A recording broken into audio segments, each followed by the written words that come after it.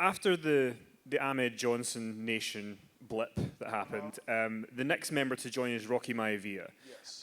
He joins in August of '97. How long, as far as you knew, was that in the works, and what were your initial thoughts of Rocky and the Nation?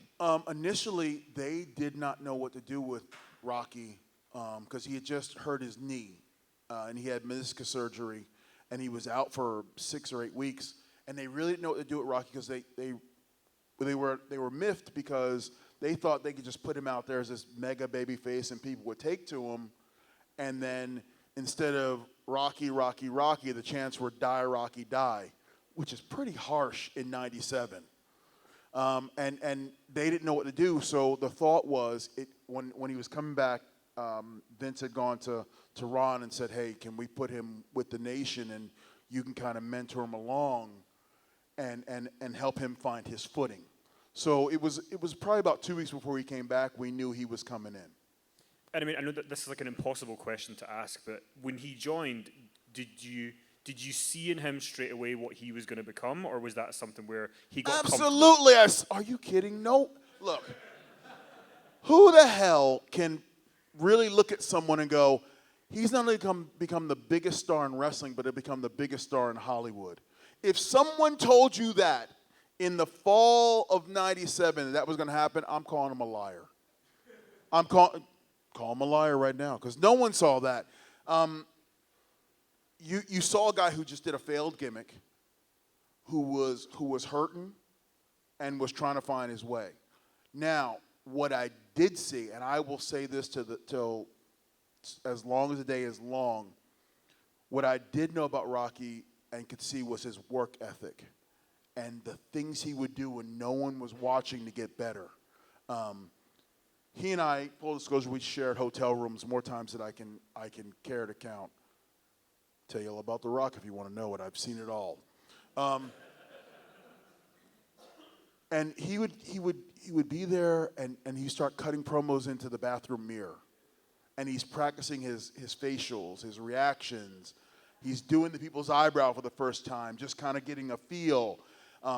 He would listen to music, and if he would carry a notebook with him, a lot of us did. And if there's music on the radio and he'd hear something, he'd go, oh, I like that, and pull the book out and he'd write it down.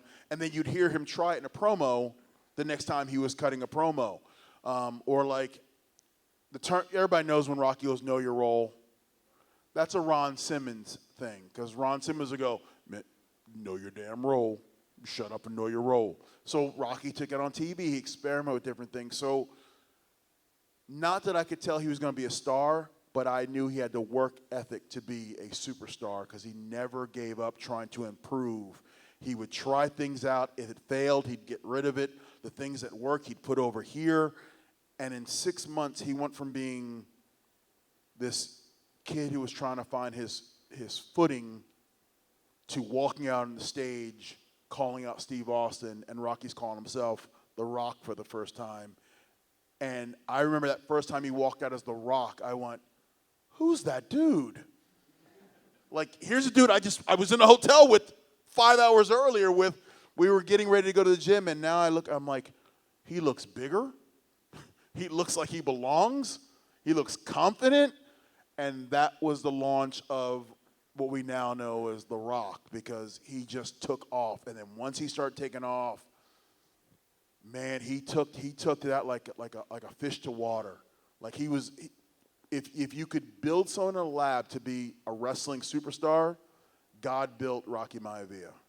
You're bobbing your head, you're D'Lo in the Nation with The Rock, and then you and Rock actually team up in main event Raw against Steve Austin and his reluctant tag team partner, Vince McMahon. Yes.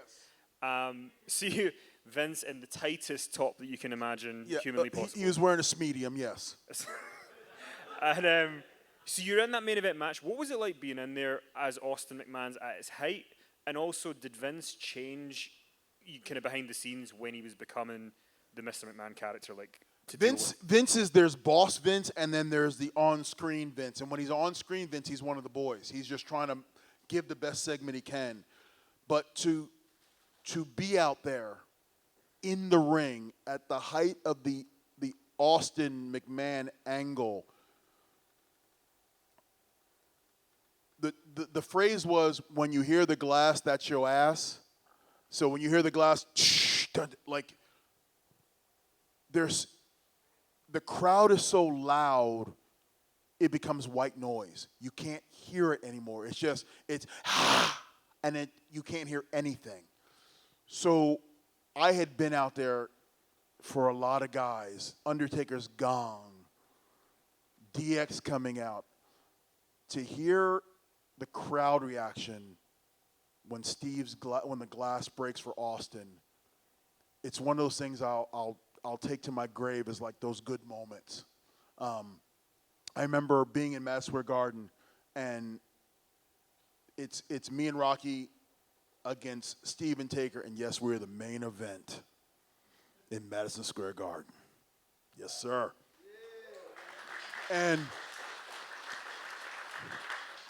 so me and Rocky, we walk out to the ring, and we bad. And all of a sudden I hear gong. I hear the gong. And immediately the 9-year-old kid in me is now watching me from a third-person perspective, and I go, somebody gonna get their ass kicked.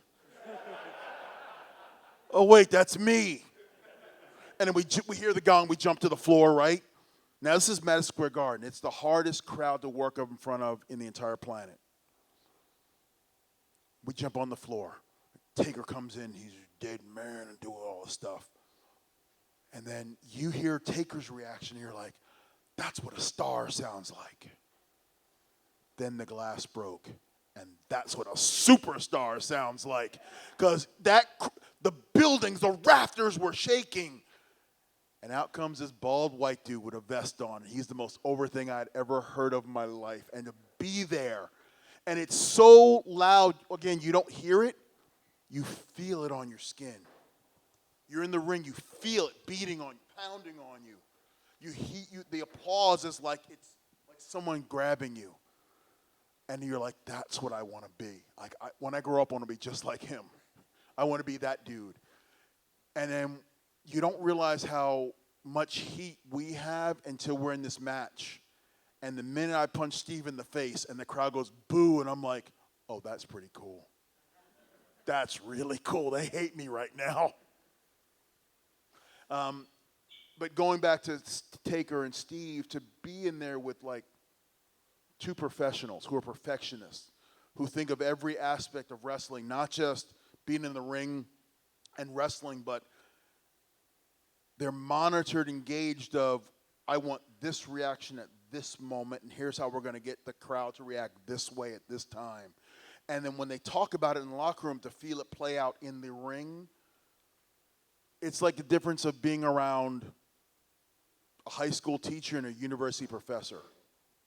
It's like being around a kid who's just learning acting or watching Shakespeare being performed. It's subtle, it's different, but it's you notice the difference between the haves and the have-nots. It's that palpable. And then to just have the best seat in the house to learn from those guys. And we had a whole summer. It was Rocky and I versus any incarnation of Taker, Vince, Taker, Austin pick somebody. And just to have that summer of learning, man, that's where I got my PhD in wrestling, when I got to that next level of the way I look and think and dream about the business, was being around those stars who were the top end of the spectrum. You know, there's always kind of been these rumors online that there's been heat between The Rock and Triple H. And you were there when the Nation and DX were kind of going at it. Rock and Triple H wrestled at SummerSlam. Just from your perspective, not speaking for them, was there heat there? Was it tense, or was everything rosy? All right, are the cameras on? They loved each other. Trips, give me a call. All right, now turn the cameras off. No, realistically, it was competitive heat. It's two young guys who are trying to compete for the same spot. And there are tons of spot at the bottom of the card. The further you get up the pyramid to the top of the card, the air gets real thin, and only a few guys can be there at a time. And when you've got two guys who are around the same age, trying to climb the same ladder, trying to get to the same spot to be the top guy, it gets competitive. Not me, Ahmed, competitive. It gets competitive between two people. You see what I did there again, right? I looped it back. It gets competitive between two guys who want to be the top dog. It's two alphas that want to take up some room that's there. So yes, it was competitive. Yes, it was heated, but it was all in the realm of professionalism. It wasn't personal. It was, I'm better than him and I want to be better than him, is what I saw from my perspective. And I was on the ground floor watching everything. So that's what I saw. And I think people have misconstrued it over time that they hated each other on a personal level. They may have hated each other, but it was professional, and I want the spot you're in, or he wants the spot I'm in more than anything else.